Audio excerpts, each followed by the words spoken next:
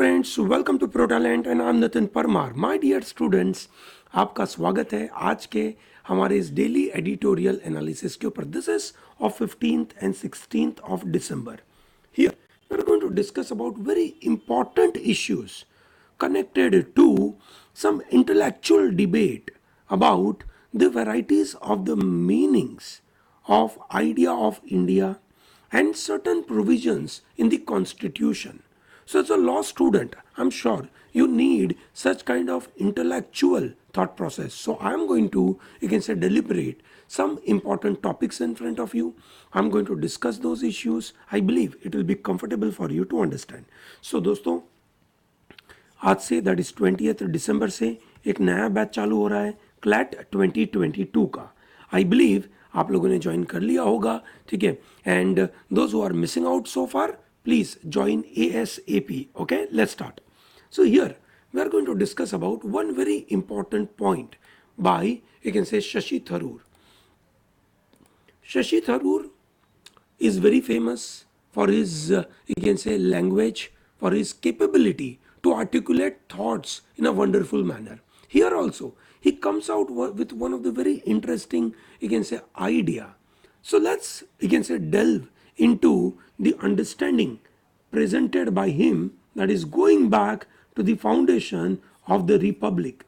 So what are the foundation of our Republic? I'm sure, ठीक है, हमने बहुत बार आपसे बात करी है about Kesavananda Bharati case.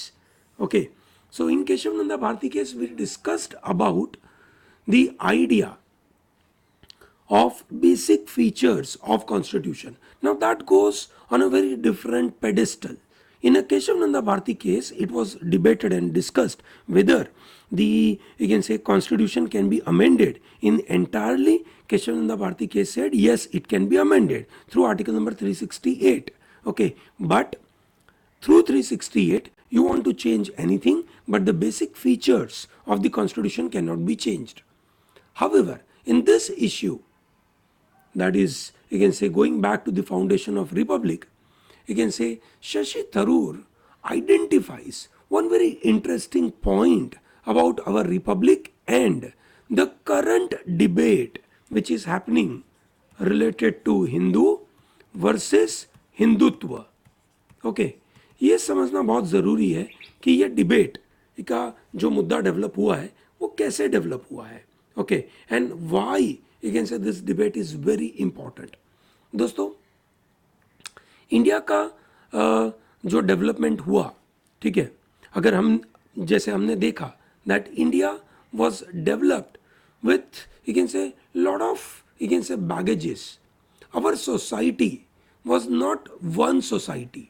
Okay, we did not have one single custom. We had a lot of traditional, you can say, customs.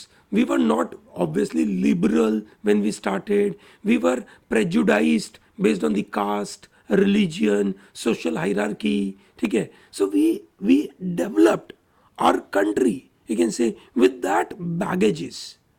ठीक है, हमारे यहाँ पे बड़े डिवीजन हुआ करते थे कास्ट बेसिस के ऊपर, रिलीजियन बेसिस के ऊपर, सोशल हायरार्की के बेसिस के ऊपर, ठीक है, ट्रेडिशनल कस्टम्स के बेसिस के ऊपर। और हमारे founders of Republic chose the idea of liberal constitution. ठीक है दोस्तों, यहाँ से एक बड़ा मुद्दा डेवलप होता है। I am coming back to this debate. Okay, 2 minute में मैं आपको समझाता हूँ। ठीक है, हमने सोचा कि एक लिबरल कॉन्स्टिट्यूशन हम कैसे डेवलप करें। ठीक है दोस्तों, हमारे कॉन्स्टिट्यूशन का एक सबसे महत्वपूर्ण कंट्रीब्यूशन जो डेवलप हुआ, दैट इज लिबरल कॉन्स्टिट्यूशन।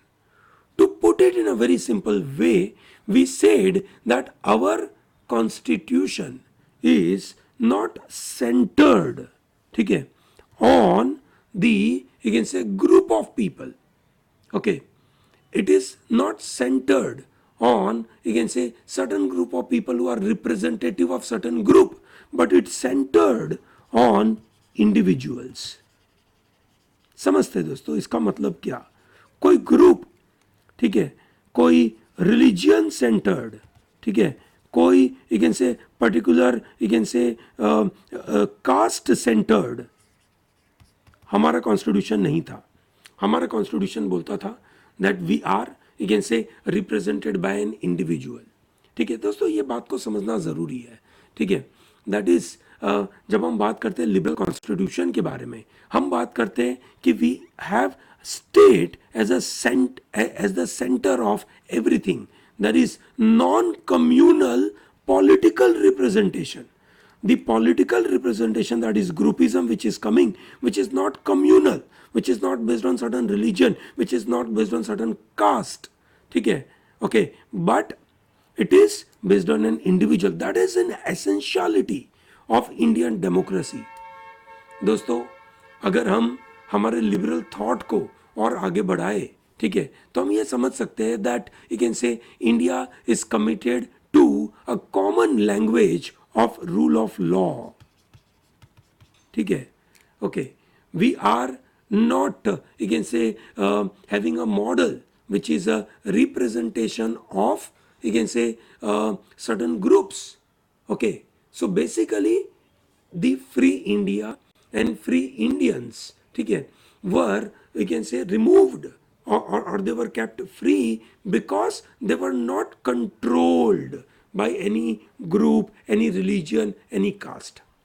ठीक है, अब यह आइडिया बहुत इजी नहीं था कि एक देश के अंदर इतना बरसों से इस तरीके का ग्रुप पड़ा हो जहाँ पे धर्म के नाम के ऊपर, कास्ट के बेसिस के ऊपर, ग्रुपिज्म के बेसिस के ऊपर बहुत इनसे देश चला है, और अचानक से आप बोलते हो कि भाई हम ऐसे नहीं है। ठीक है, now it was not very easy. ठीक है, अंबेडकर जी ने इसी बात को इनसे अच्छे से बोला था, the tools to control and the restrain the state power was the power given to the individuals and the rule of law. ठीक है, हमें अगर कोई स्टेट को जो पावर देते हैं उसको रिस्ट्रेन करना है तो यही एक तरीका है। The challenge lies in the reconciling restrictions on the state power with a popular rule. अगर हम बोलते हैं रूल ऑफ लॉ है, ठीक है, और हम से एक particular group, particular caste, particular religion, अगर वो बहुत पॉपुलर है, अगर हम उनके हाथ में पावर दे देंगे, ठीक है, तो भैया ये एक तरीके से, है ना, डेमोक्रेसी तो मेंटेन हो नहीं पाएगी। ठीक है, अगर हमें स्टेट के पावर को कंट्रोल करना है, ठीक है, तो हमें कहीं ना कहीं ये बात तो समझनी पड़ेगी कि कोई पर्टिकुलर ग्रुप के हाथ में पावर नहीं देना चाहिए। ठीक है, हालांकि इंडिविजुअल के हाथ में पावर देना चाहिए। ये मुद्दा जब उठता है कि क्या इंडिया एक हिंदू नेशन बन रहा है, ठीक है, या ये इंडिया एक रिपब्लिक बन रहा है, तो यहां पे हमें रिपब्लिक का फाउंडेशन देखना पड़ेगा कि क्या हमारा देश, ठीक है, एक ऐसे रिलीजन के बेसिस के ऊपर, ऐसे ग्रुप या ऐसे कास्ट के बेसिस के ऊपर चला है, या कोई इंडिविजुअल के रिप्रेजेंटेशन के ऊपर चला है। ठीक है दोस्तों, यहां पे एक बहुत महत्वपूर्ण मुद्दा से समझना जरूरी है कि हमारे यहाँ पे जो भी पॉलिटिक्स है, that is politics is following rule of law. ठीक है, the rights of Indian citizens could not be taken away by any legislature merely because it happens to have a majority. दोस्तों ये समझना बहुत जरूरी है, what are the basis of representation in our country, क्योंकि हमारा देश रिप्रेजेंटेशन से चलता है, republic of, that is republic, that's a representation of public. तो यहां से समझना पड़ेगा कि are we Hindu representation, are we going through that Hindutva, that's a big question being put forward. हमने देखा कि कैसे रिलीजियन के बेसिस के ऊपर अगर हम सरकारें चलाएंगे, हम सिस्टम चलाएंगे, ठीक है, तो बड़ी दिक्कत होगी। हमने देखा अभी पिछले 2 दिनों में पंजाब में जिस तरीके का एक ऐसे प्रॉब्लम हुआ, ठीक है, किसी 2 लोगों के ऊपर, एक बंदे ने शायद गलती करी और एक बंदे ने एक ऐसे उसके ऊपर तो मतलब लगा किसने गलती करी होगी, और रिलीजन के नाम के ऊपर कैसे लोग इकट्ठा होकर मॉब लिंचिंग करते हैं, किसी की जान ले लेते हैं। हाँ, ये बात सही है कि सामने उन लोगों ने गलतियां करी, उनको सजा मिलनी चाहिए, but it doesn't mean that mob giving सजा विच इज नॉट एक्सेप्टेबल, ऐसे रिलीजन के बेसिस के ऊपर, है ना, ऐसा सरकार चलाना, I believe it is not okay. दोस्तों आज के ज़माने में कॉन्स्टिट्यूशन मेकर्स, ठीक है, ने एक्सप्लिसिटली इस बात को, इस नोशन को रिजेक्ट किया था that religion playing any role in the citizenship, ठीक है, कि भाई हमारे देश में सिटीजनशिप भी कोई रिलीजन बेसिस के ऊपर होगा नहीं, arguing that each individual voter exercise agency in the democratic project and should not be reduced to the pre existing loyalties of religion affiliation. Basically ऐसा नहीं होना चाहिए कि बंदा एक से धर्म के नाम के ऊपर ही लोगों को वोट करे और पूरी सिस्टम को धर्म के नाम के ऊपर डिवाइड किया जाए, कम्युनल रिप्रेजेंटेशन किया जाए, ठीक है, ये बिल्कुल गलत है ना। इसी के लिए तो बड़ा प्रोटेस्ट हुआ ना सीएए के ऊपर, सिटीजनशिप अमेंडमेंट एक्ट के द्वारा जो कम्युनल डिवीजन करने की बात हुई उसके ऊपर बड़ा प्रोटेस्ट हुआ। So thereby you can say individual vote is very important.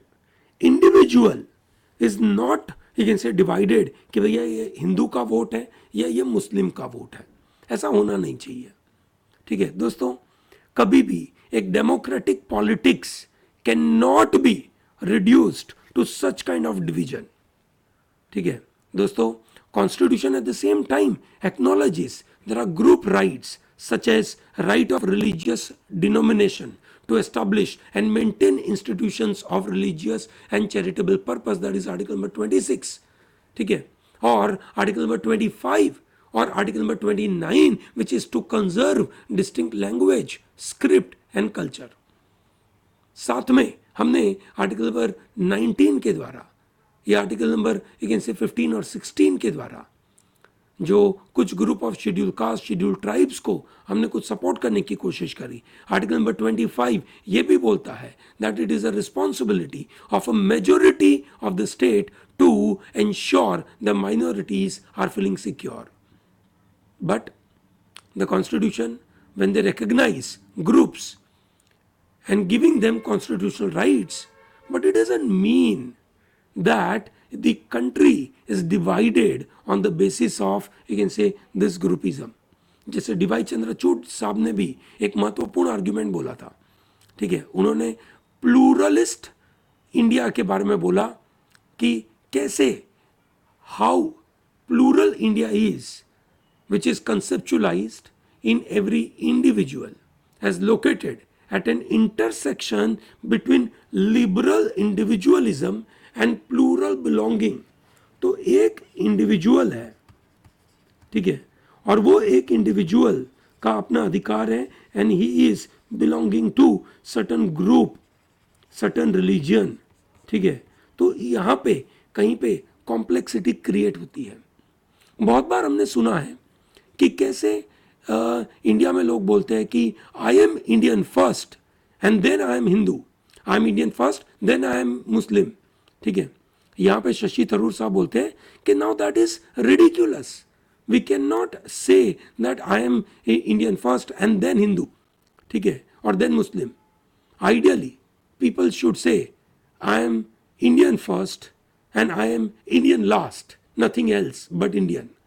Now that idea, if you understand कैसे विचार के द्वारा पब्लिक प्लेसेस में आकर लोग जब बातें करते हैं, जैसे अमेरिका की बात करें, अमेरिका में अलग अलग रिलीजन के लोग हैं, अलग अलग यू कैन से कंट्री से आए लोग हैं, ठीक है, पर वो सब लोग अमेरिकन फर्स्ट है, ठीक है, वहाँ पे ये डिवीजन नहीं है। हाँ, वहाँ पे ये बात का बड़ा डिवीजन है, दैट इज यू कैन से ब्लैक और वाइट का अभी भी बड़ा डिवीजन चल रहा है, ठीक है, वो रेशियल डिस्क्रिमिनेशन वहाँ पे भी है, ठीक है। हाउएवर, ठीक है, पर जब भी कोई अमेरिका की बात करता है तो he says American first, that's very important, ठीक है। तो आज हमारा इंडिया दो इंडिया में बटा हुआ है, देयर आर टू इंडियाज, ठीक है। Now the one India says we are Indian first and we are Indian last, and there is another India which says I am Indian first and then I am Hindu or I am Muslim, ठीक है। Similarly you can say there are two Indias। One India believes that there is a religious identity which is the determinant of their nationhood, and there is another India which says we are inclusive India, all of us are together irrespective of our faith। हमारे जो अधिकार है that is coming through the constitution, it is not coming through our religious community. एक idea जो ये बोलता है कि हमारी religious identity is determining our nationhood, that idea is of Pakistan. The second idea, which believes that we are not known by our religious identity, but we are inclusive India, that is a real India. ठीक है. And that's why when we say कि भैया जो पहला India है ना, जहाँ पे रिलीजियस आइडेंटिटी के बेसिस के ऊपर नेशन डिसाइड होता है, ठीक है, वहाँ पे मेजोरिटी माइनॉरिटी के खिलाफ से कहीं ना कहीं डिस्क्रिमिनेट करती है. इंडिया ने कभी भी वो लॉजिक एक्सेप्ट नहीं किया. तो आज हम ये लॉजिक कैसे एक्सेप्ट करें?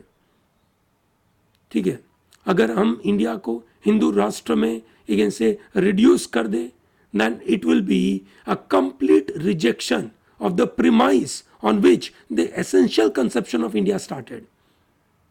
ठीक है, एंड जब हमारे फ्रीडम फाइटर्स ने ऐसे इंडिया के बारे में अपनी जान न्यौछावर करी थी, जो ऐसा से डिवीजन वाला नहीं होगा, तो भैया हम उनकी से जितने भी उनके सेक्रीफाइसेस थे, उन सेक्रीफाइसेस को हम सही से नहीं ठहराएंगे. बहुत महत्वपूर्ण आर्ग्यूमेंट था. मुझे लगता है कि आर्ग्यूमेंट आपको समझ में आया होगा. अगर आपके मन में कोई विचार है इसके ऊपर, आपके मन में कोई ऐसा आइडिया है जो यहाँ पे आप शेयर करना चाहते हैं, ठीक है, प्लीज शेयर करें. क्या आपको लगता है कि India should reduce into Hindu Rashtra? ठीक है, that is a big question to be raised. Okay, great. आगे बढ़ते हैं दोस्तों. यहाँ पे mister Milind Kumar Sharma is arguing that NMP is hardly the panacea for the growth in India. Panacea का मतलब होता है क्योर फॉर ऑल, हर मर्ज की दवा. ठीक है, and whenever it is written NMP is hardly, hardly word आ जाता है, उसका यह मतलब होता है कि नहीं होगा. सो यहाँ पे बोलना चाहिए NNP is not Panacea for growth in India. ठीक है दोस्तों, आपको याद होना चाहिए एनएमपी के बारे में. एक लॉ स्टूडेंट जब एंट्रेंस एग्जाम की तैयारी करता है तो उसको पता होना चाहिए कि कुछ ऐसा न्यूज़ आज से 2 महीने पहले बहुत ही ज़्यादा से चमकदार चल रहा था, अखबारों में तगड़े से चल रहा था, पर बीच में हम भूल गए उसके बारे में. ऐसा नहीं होना चाहिए. Ideally, you should remember that, okay? That is very important. So NMP is a national monetization pipeline. उनका प्लानिंग है, that is government of India का प्लानिंग है, that in the next 4 years they wish to collect 6 lakh crore rupees by renting, by leasing varieties of the, you can say, assets of the central government. Central government के जो core assets है, roads, railway, power, oil, gas pipeline, telecom वाले, civil aviation, shipping ports, waterways, mining, food and public distribution, coal, housing, urban affair, stadiums, sports complexes, इन सब लोगों sorry, इन सब जगह से 2022 से 2025 4 सालों में we wish to collect 6 lakh crore rupees. 6 lakh crore हमें क्यों चाहिए? Because we are coming up with national infrastructure pipeline, जहां पे हमें 1.5 ट्रिलियन डॉलर का पैसा चाहिए ताकि हम करीबन 2025 तक 5 ट्रिलियन इकोनॉमी बना सके. तो कैसे बन सकता है ये चीज? तभी बन सकता है कि जब हम इस तरीके से पैसे लाने की कोशिश करें. हमें चाहिए करीबन 100 से 150 लाख करोड़ रुपया हमें चाहिए. ये सुनो, ठीक है, ये पैसे के लिए हमें एनएमपी चाहिए होगा. पर एनएमपी सिर्फ उससे काम नहीं होगा, क्योंकि वो तो 6 लाख करोड़ देने वाला है. ये सुनो, ठीक है, हमें और ऐसे इनोवेशन चाहिए. देखिए ना दोस्तों, हमारे पास एसेट्स कितने हैं, हम कितना पैसा निकाल सकते हैं. अब अगर हम टोटल एसेट्स देखें तो गवर्नमेंट ऑफ इंडिया के द्वारा 256 से सेंट्रल पब्लिक सेक्टर अंडरटेकिंग है. ठीक है, जिसमें they are employing some around 10 lakh people and they have a profit of 93,000 crore रुपया. ठीक है, out of 256, 96 have been conferred Ratna status, 72 के पास मिनी रत्न स्टेटस है. रत्न स्टेटस का मतलब है दे आर वेरी इंपॉर्टेंट ऐसा. ठीक है, 14 आर नवरत्न, ठीक है, एंड 10 आर महारत्न. ओके, ठीक है, तो इस तरीके से टोटल 96 को रत्न का स्टेटस देके रखा हुआ है। पर आप समझ सकते हैं कि रत्न का स्टेटस देने के बावजूद, ठीक है, ओवरऑल पैसा बहुत अच्छी तरीके से आने वाला नहीं है, क्योंकि बहुत ज़्यादा पैसा नहीं है, ठीक है। हमें चाहिए 100-150 करोड़, प्रॉफिट आ रहा है हमारे पास 93,000 करोड़। मतलब हम एसेट को लीज करके, समझिए ना, एसेट्स को लीज करके we are trying to, you can say, look at, you can say, some around 6 times the money to be earned by renting the asset। हम उन एसेट से पैसे कमा नहीं पा रहे, ठीक है। हमारा प्रॉफिट हो रहा है करीबन 1 लाख करोड़ का, और हम उसको लीज करके 6 लाख करोड़ कमाने की कोशिश करें। ये बोलने का मतलब, जब इस तरीके की सिस्टम दिखती है, ये डेटा दिखता है, तो यहाँ से एक सीधा कंक्लूजन ये निकलता है कि करंटली सेंट्रल गवर्नमेंट की जो सेंट्रल पब्लिक सेक्टर अंडरटेकिंग है, दे आर वेरी इनएफिशिएंट। ऐसा खुद सरकार बोल रही है कि वो बहुत इनएफिशिएंट है। अगर हम इसको लीज करेंगे, प्राइवेट सेक्टर को देंगे, तो हम ज़्यादा पैसे कमा सकते हैं। अच्छा, ऐसा है तो सरकार को तुरंत ही ये 256 कंपनियों में से निकल जाना चाहिए, आज के आज, अभी के अभी। That is what I believe, ठीक है दोस्तों। जो इंडिया के कोर सेक्टर है, कोल, क्रूड ऑयल, ये दोस्तों इंडस्ट्रीज में ये 8 कोर सेक्टर्स है। Natural gas, refinery, steel, cement, fertiliser, electricity, ठीक है, ये कोर सेक्टर्स हैं। और इन कोर सेक्टर्स में सरकार कैसे काम कर रही है समझ नहीं आ रहा है, ठीक है। तो एक बड़ी प्रॉब्लमेटिक बात है। एक और महत्वपूर्ण मुद्दा इंडिया का, दोस्तों आपको याद होगा, यूनाइटेड नेशन सिक्योरिटी काउंसिल में there are total 15 members, out of which 5 permanent member होते हैं और 10 अस्थाई मेंबर होते हैं, that is non permanent member होते हैं। ये परमानेंट मेंबर्स हैं दोस्तों। 5 के 5 परमानेंट मेंबर का नाम बता दीजिए, ठीक है। और आपको ये पता होगा, यूनाइटेड नेशन सिक्योरिटी काउंसिल में एवरी मंथ, ठीक है, प्रेसिडेंसी चेंज होती है। अगस्त 2021 इंडिया यूएन सिक्योरिटी काउंसिल का प्रेसिडेंट था, ठीक है। और अब दिसंबर 2022 में इंडिया वापस प्रेसिडेंट बनेगा। अभी that is the current month which is going on, that is December 2021। दिसंबर 2021 में, ठीक है, जो प्रेसिडेंट पोस्ट है that is in the hand of Niger, ठीक है। और नाइजर ने एक महत्वपूर्ण रिजोल्यूशन पास किया, मतलब पास करने की कोशिश करी, ठीक है। That was a resolution talking about that united nation framework convention on climate change, ठीक है, should be shifted to united nation security council. वहां पे उसको शिफ्ट कर देना चाहिए। दिस रिजोल्यूशन वॉज नाइजर और आयरलैंड ने यू कैन से स्पॉन्सर किया था।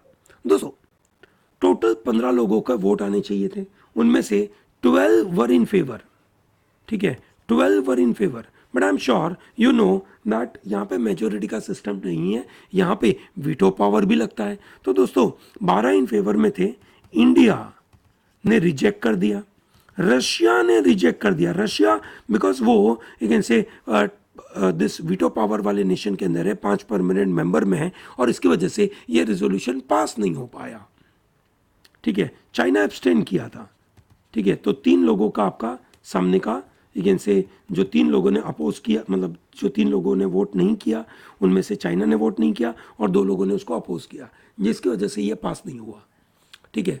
दोस्तों ये UNFCCC के द्वारा, है ना, जो क्लाइमेट चेंज कंट्रोल होता है, ठीक है, उसको यूनाइटेड नेशन सिक्योरिटी काउंसिल में क्यों डालने की कोशिश करी गई, ठीक है। सो डिबेट का एक ऑब्जेक्टिव ये था that it wants to examine how terrorism and security risk could be linked to climate change, ठीक है, कि भाई कैसे सिक्योरिटी और क्लाइमेट चेंज एक दूसरे के साथ कनेक्टेड है, ये नो, ठीक है। That is what they were actually looking at. पर इंडिया ने इसको रिजेक्ट कर दिया, जो अभी पास हुआ नहीं है। तो ये बिल्कुल आपको पता होना चाहिए दोस्तों। आपको पता होगा conference of parties, 26 conference of party जो नवंबर में कंक्लूड हुई ग्लासगो में, वहाँ पे बहुत महत्वपूर्ण मुद्दे डेवलप हुए थे, ठीक है, और उसके बारे में आपने रेगुलरली अलग अलग चीज़ें हमारी तरफ से देखी होगी, ठीक है। I hope this is clear to you. आगे बढ़ते दोस्तों, cabinet approves 76,000 crore push for semiconductor makers. दोस्तों आपको पता होगा semiconductor chips are very important. Semiconductor chips की वजह से, उसकी कमी की वजह से हमारे ऑटोमोबाइल इंडस्ट्री में काफ़ी बड़े प्रॉब्लम्स हुए, ये सुनो। और अभी भी हमें सेमीकंडक्टर चिप्स के लिए बाहर लेकिन से या तो अमेरिका के ऊपर या तो चाइना के ऊपर या जापान के ऊपर या ताइवान के ऊपर या साउथ कोरिया के ऊपर डिपेंडेंट रहना पड़ता है। आज के ज़माने में अगर हम बात करें तो पूरे वर्ल्ड में सबसे ज़्यादा अगर सेमीकंडक्टर का कोई सेल करता है that is USA 47%, number 2 south Korea है, नंबर 3 दैट इज़ जापान जो एक इनसे पहले काफ़ी ज़्यादा करता था, ठीक है। समराउंड 1990s में पूरे वर्ल्ड में सबसे ज़्यादा जापान सेमीकंडक्टर चिप्स बनाता था, अब अमेरिका बनाता है, ठीक है। धीरे धीरे चाइना आगे बढ़ने लगा है, ठीक है। अब इंडिया बोलता है we want to be in the race, और जिसकी वजह से इंडिया ने बोला that we are going to provide so much of you can say push, okay, that is very important, okay. तो हम चाहते हैं कि हम भी सुपर पावर बने इन द सेमीकंडक्टर सेक्टर, तो अच्छी बात है, this is going to give a super duper push. दोस्तों मद्रास हाई कोर्ट के practising advocate mister Suhrith Parthasarathy का ये तगड़ा आर्ग्यूमेंट अबाउट कि what are the rights and what are the duties. दोस्तों यहाँ पे एक बहुत बड़ा सवाल पैदा हो रहा है, यहाँ पे उन्होंने बहुत अच्छी तरीके से इस मुद्दे को उठाया है।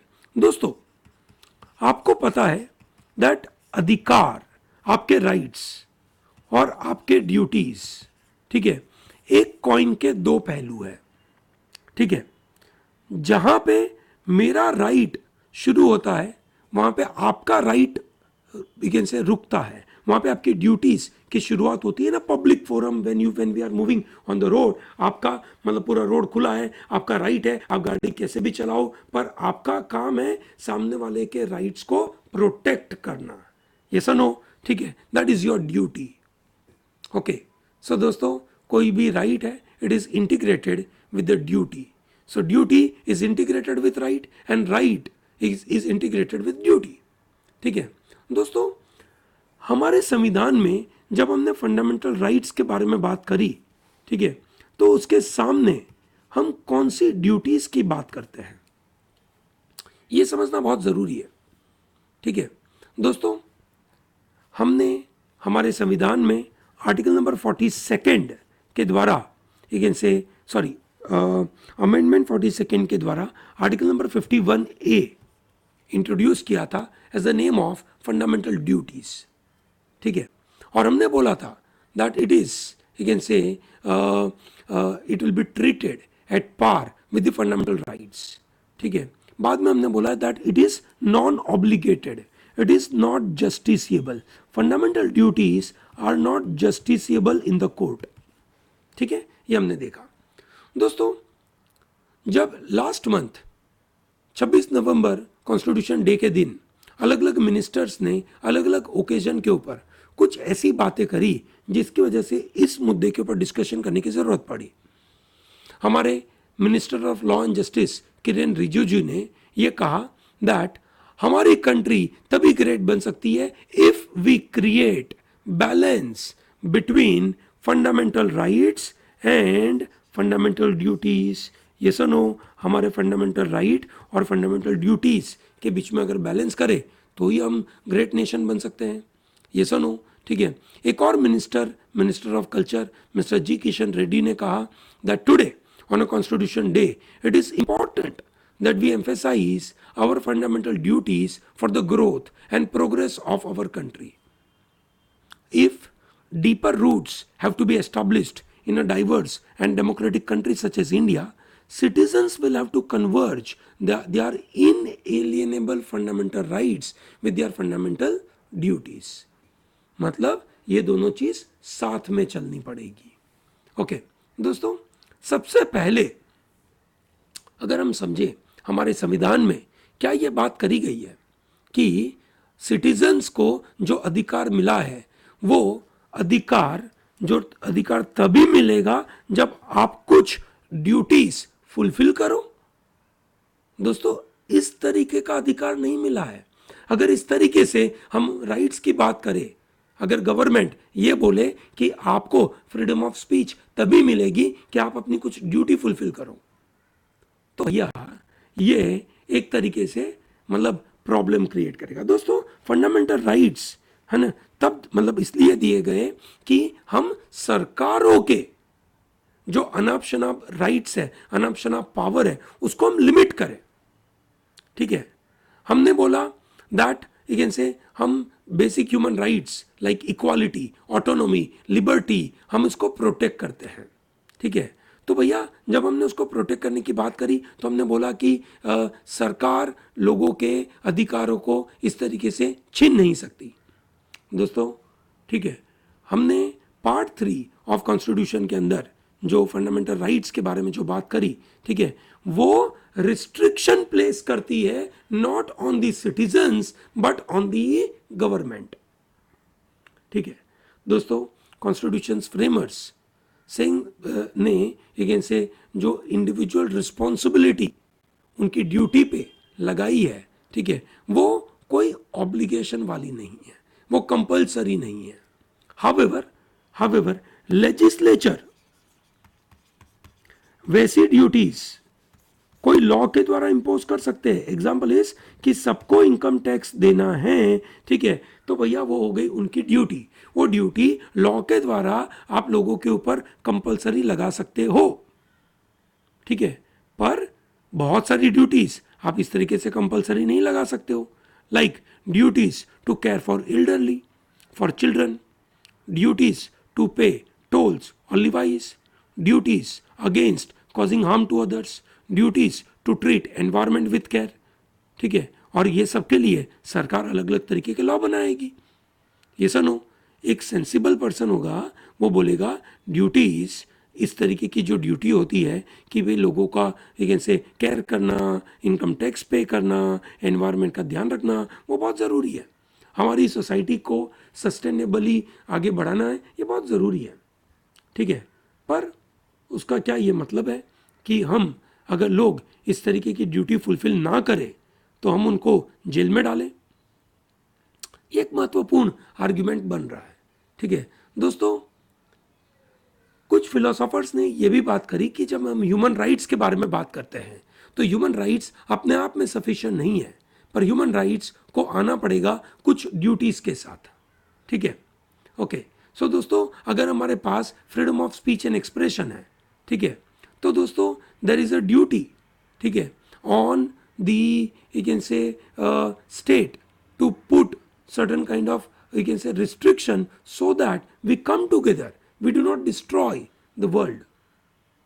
but हमारे यहाँ पे जब भी हमने you can say obligation के बारे में बात करी, वो obligation हमने इंडिविजुअल को नहीं दिया, हमने वो obligation सरकार को दिया है। और सरकार को ये बात समझनी पड़े कि आपको इस तरीके के आर्ग्यूमेंट देना कि लोग अगर अपनी ड्यूटी फुलफिल ना करें तो उनको राइट मांगने का अधिकार नहीं है, ठीक है, वो सही बात नहीं है।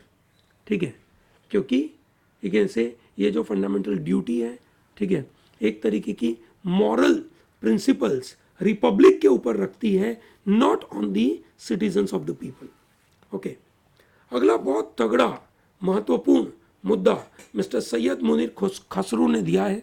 Syed Munir Khasru is the chairman of international think tank, that is the Institute for Policy and Advocacy and Governance, which is new Delhi based है। ठीक है, और उनकी अलग अलग जगहों पे ऑफिस है, दुबई, वियना, मेलबर्न, ढाका में ऑफिस है। बात ये लगा रहे अबाउट December 16, ठीक है, which is celebrated as Bijoy Diwas. ठीक है, बिजॉय दिवस इज सेलिब्रेटेड, ठीक है, every year by Bangladesh, which is marking the country's formal victory over Pakistan. Pakistan के उस समय पे आर्म फोर्सेस के चीफ थे जनरल आमिर अब्दुल्ला खान नियाजी। ठीक है, उन्होंने 93,000 फोर्सेस के साथ, है ना, उन्होंने सरेंडर कर दिया और बोला कि हम हार गए। किसके सामने हारे? Bangladeshi freedom fighter which are popularly known as Mukti Bahini and Indian armed forces.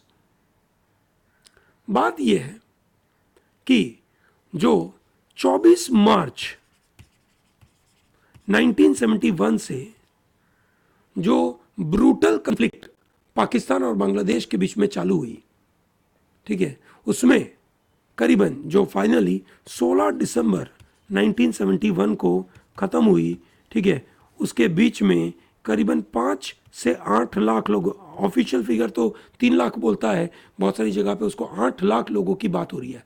8 lakh लोगों की मौत हो गई। उसके 50 साल हो गए और उसके बाद भी पाकिस्तानी लीडरशिप, ठीक है, is not offering any formal apiology. दोस्तों 50 साल हो गए इस बात के साथ। एक तरफ पाकिस्तान है 50 साल के बाद और दूसरी तरफ बांग्लादेश है। 50 साल में बांग्लादेश ने तगड़ा ग्रोथ किया। GDP growth rate of Bangladesh is 7.9 और पाकिस्तान है 1.5%। ये ग्रो ही नहीं हो पाया। GDP per capita, that is population पर पर्सन, ठीक है, इनका जीडीपी पर पर्सन इज $2,227 है, इधर पाकिस्तान इज $1,543 है। बांग्लादेश ने अच्छा किया, वो यहां से निकल गया, ठीक है। इनका एक्सपोर्ट अगर एक्स है तो ये लोग 2x एक्सपोर्ट करते हैं। पाकिस्तान की लिटरेसी रेट अगर 58% है, ठीक है, तो बांग्लादेश की लिटरेसी रेट है 75%। टोटल फर्टिलिटी रेट बांग्लादेश की है 2.01, ठीक है, पाकिस्तान की है 3.45। ये पैरामीटर बताते हैं, समझिए, जीडीपी का ग्रोथ रेट बांग्लादेश का बहुत अच्छा है 37.9%, विच इज वहां के लोग, है ना, अच्छा कमा पा रहे होंगे। वही उनको बता रहे हैं कि उनकी जीडीपी पर पॉपुलेशन कितनी है, बोला $2,227 एक्सपोर्ट डबल है उनसे। लिटरेसी रेट 75% है, उनसे कहीं गुना ज्यादा। फर्टिलिटी रेट काफी कम है, वही पाकिस्तान का फर्टिलिटी रेट बहुत ज्यादा है। तो सोशल डेवलपमेंट के नजरिए से, इकोनॉमिक डेवलपमेंट के नजरिए से बांग्लादेश पाकिस्तान से बहुत आगे निकल चुका है इन 50 सालों में। और अभी भी पाकिस्तान इस बात को समझ नहीं पा रहा है। उस समय के पाकिस्तान के लीडर 1970s में, है ना, जब लेकिन से ये वॉर हो गई, इस वॉर के बाद जब ये हार गए, तो which was very obvious and logical thing for them to increase the defence budget. इनका डिफेंस बजट इन्होंने 100% बढ़ा दिया, ठीक है। इतनी ज्यादा एट्रोसिटी उन्होंने करी, ठीक है, जहां वी से लाखों लोगों को मार डाला, ठीक है। अभी भी पाकिस्तान ये बोलता है कि ये जो बांग्लादेश के जो डेमोन्स्ट्रेट कर रहे थे 1971 के दौरान, ये कौन थे? ये टेररिस्ट थे, ये मिलिटेंट्स थे, ये इंसर्जेंट थे, ये इंडियन बैक्ड फाइटर्स थे। और पाकिस्तान के करंट प्राइम मिनिस्टर, उन्होंने अपनी ऑटोबायोग्राफी के अंदर यही बातें बोली, that it was a propaganda which was supported by India. दोस्तों पाकिस्तान ने कभी भी इस बांग्लादेश की बात को, है ना, एपोलॉजी की तरीके से कभी नहीं देखा। इसके सामने बांग्लादेश ने, ठीक है, इस बात को अलग तरीके से देखा।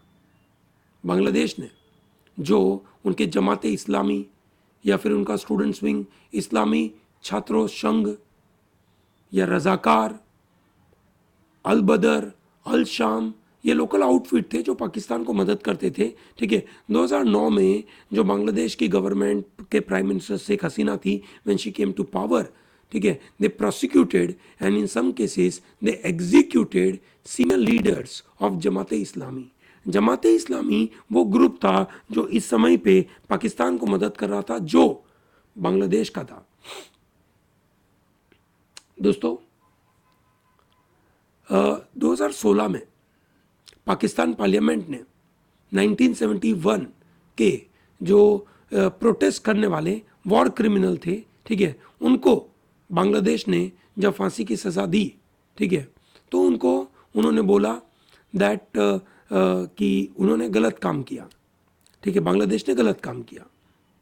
हावेवर दोस्तों, ये समझना बहुत ज़रूरी है कि बांग्लादेश ने इस बात को हमेशा माना कि हमारे यहाँ पे जिनोसाइड हुआ। ठीक है, पाकिस्तान को अपना पूरा पास्ट बरी करके, ठीक है, बांग्लादेश के साथ नए रिलेशनशिप लाने पड़ेंगे। ठीक है, बांग्लादेश को सफरिंग हुई, Bangladesh was a victim, Bangladesh भूल नहीं सकता, पर जिसने सफरिंग करी है ना, उसको बोलना पड़ेगा कि हमने गलती करी है। ठीक है, यहाँ पे ऑथर ने एक एग्जाम्पल दिया कि करीबन 113 साल पहले जर्मनी ने किस तरीके से नामीबिया में हीरो और नामा पीपल को मार डाला था, 80,000 लोगों को मारा था, और 113 साल के बाद मई 2021 में जर्मनी ने एपोलॉजी घोषित करी। तो यहाँ पे उन्होंने बोला कि इस एपोलॉजी को घोषित करना चाहिए पाकिस्तान को, नहीं तो बड़ी दिक्कतें हो जाएगी। दोस्तों, इस मौके के ऊपर, 50 साल के मौके के ऊपर, हमारे प्रेसिडेंट साहब रामनाथ कोविंद 3 दिन की यात्रा पे गए थे बांग्लादेश, और उन्होंने, ठीक है, एक हिंदू श्राइन को रिनोवेट करने का वादा करा। पाकिस्तानी फोर्सेस ने 1971 को इसको डिस्ट्रॉय कर दिया था। So it is a symbolic gesture from India. President Ramnath Kovind will inaugurate renovated Shri Ramna Kali temple. कौन सा टेम्पल वो इनोग्रेट करेंगे? श्री रामना काली मंदिर। ठीक है, जो 1971 में ऑपरेशन सर्च लाइट के द्वारा, ऑपरेशन सर्च लाइट के द्वारा पाकिस्तान फोर्सेस ने पूरा डिस्ट्रॉय कर दिया था। दोस्तों, it was a famous landmark in Dhaka where Kali temple was there for centuries. ठीक है दोस्तों, उस टेम्पल में बहुत सारे लोग रहते थे। 27 मार्च 1971 को, ठीक है, यहाँ पे इन्होंने, ये आर्मी ने इस मंदिर को टारगेट किया, रिलीजियस माइनॉरिटी को अटैक किया और पूरे बमबारी से उसको पूरा ख़त्म कर दिया। काफ़ी ज़्यादा से लोगों की मौत हो गई। India supported renovation and conservation of this historic temple with the help of government of Bangladesh. ठीक है, 50 साल के बाद ये इनोग्रेशन हो रहा है, बनाया जा रहा है, विच इज़ वेरी इंपॉर्टेंट। दोस्तों, आपको बताना है कि बांग्लादेश के, ये होमवर्क क्वेश्चन है, बांग्लादेश के पीएम कौन है और बांग्लादेश के प्रेसिडेंट कौन है। ठीक है, चलिए ग्रेट, ये आपका होमवर्क क्वेश्चन हो जाएगा। बांग्लादेश के साथ कनेक्टेड बंगाल का एक न्यूज़, कोलकाता का Durga Puja is one of the largest cultural carnival and the street art festival of the country and it received very important international recognition, that is UNESCO की list of intangible cultural heritage of humanity. Intangible cultural heritage of humanity बहुत important है, इसको इन्होंने नाम दिया। Very good, बहुत अच्छी बात है। और ये अगला महत्वपूर्ण मुद्दा जो हमें समझ में आना चाहिए, that is supreme court rejects Maharashtra plea for census raw data. दोस्तों, महाराष्ट्र गवर्नमेंट ने एक रीट दाखिल करी थी मैंडेमस की। ठीक है, और वो रीट को सुप्रीम कोर्ट ने रिजेक्ट करी। क्या रीट थी, क्या प्ली थी, समझते हैं। Maharashtra wanted to implement reservation of OBC in local body election में। ओके दोस्तों, आपको पता होगा हमारे यहाँ पे इलेक्शन में एससीज और एसटी का रिजर्वेशन होता है। ठीक है, लोकल बॉडी में एससीज, एसटीज और विमेन का रिजर्वेशन होता है। ठीक है, तो इनको ओबीसी का रिजर्वेशन चाहिए था। So on what ground can you put reservation in the country. दोस्तों, ये हमेशा ध्यान रखना, भारत में रिजर्वेशन होता है generally based on the number of representation. अगर ओबीसी का रिप्रेजेंटेशन, ठीक है, लोकल बॉडी में कम है तो भैया उनका रिजर्वेशन रखा जाएगा। तो ये देखना पड़ेगा कि देश में ओबीसी कितने हैं। ठीक है, तो यहाँ पे स्टेट गवर्नमेंट ऐसा सोच रही थी, तो स्टेट ने सोचा कि हमारे स्टेट में कितने ओबीसी है, हमें वो डेटा चाहिए। So they asked central government to give a data of 2021 census. उस सेंसस में सोशियो इकोनॉमिक कास्ट सेंसस किया गया था और उसका डेटा मांगा।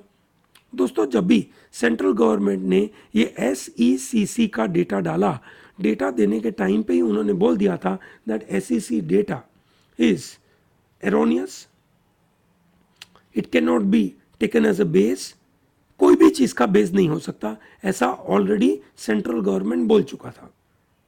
ये कैन से SECC का डेटा रॉ डेटा है, ये इनएक्यूरेट डेटा है, it had no force of law, ऐसा सेंट्रल गवर्नमेंट बहुत बार बोल चुका है। सामने महाराष्ट्र सरकार ने बोला कि नहीं, आपने ऑलरेडी डेटा कलेक्ट कर चुके हो, प्लीज हमें दे दीजिए, हमारा अधिकार है, आपको देना चाहिए, ठीक है ना, कंपल्सरी आपको देना चाहिए, दैट इज मैंडेमस। ये रीट इन्होंने दाखिल करी सुप्रीम कोर्ट के पास, ठीक है।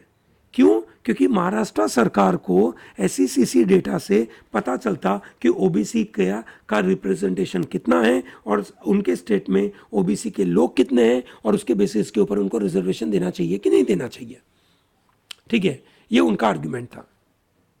सुप्रीम कोर्ट ने इस आर्ग्यूमेंट को खारिज कर दिया। सुप्रीम कोर्ट ने बोला कि भैया, जब सेंट्रल गवर्नमेंट ने ऑलरेडी बोल चुका है कि SECC का जो डेटा है वो इनएक्यूरेट है, अनयूजेबल है, वो कोई लॉ इन द फोर्स है नहीं, ठीक है, कोई भी तरीके का वो यू कैन से लीगल यू कैन से है नहीं, एक एग्जीक्यूटिव ऑर्डर है, उस एग्जीक्यूटिव ऑर्डर को हम यू कैन से मैंडेमस के द्वारा आपको वो पावर नहीं दे सकते। दोस्तों अगर you can say state government को कोई चीज़ का रिजर्वेशन देना है तो उनको ये ट्रिपल टेस्ट पास करना पड़ेगा, पहला, दूसरा, तीसरा, ठीक है। So triple test required to be complied by the state government, ठीक है, before giving reservation seats in the local bodies for OBC। पहला कंडीशन उनको करना पड़ेगा that they have to set up a dedicated commission to conduct the rigorous empirical inquiry into the nature and implications of backwards, ठीक है, in the local body। तो यहाँ पे Maharashtra government ये करना नहीं चाहता है और सीधा SECC का इनएक्यूरेट डेटा लेना चाहता है। Number 2, to specify the proportion of the reservation required to be provision local body wise in the light of recommendation of the commission so as not to fall foul of overbreadth। कितना percentage reservation मिलेगा, ठीक है, वो बताना पड़ेगा आपको, एक इनसे जो नंबर यहां से आया, ठीक है, उसके बेसिस के ऊपर। और ऐसा रिजर्वेशन ओवरऑल 50% का जो मार्क है उसको क्रॉस नहीं करना चाहिए, ठीक है। ये तीन टेस्ट फुलफिल होने चाहिए। Maharashtra government is falling short of the first provision itself, they are not ready to do this, ठीक है। और इसकी वजह से सुप्रीम कोर्ट ने महाराष्ट्र का ये प्ले रिजेक्ट कर दिया है। I hope this is very clear to you.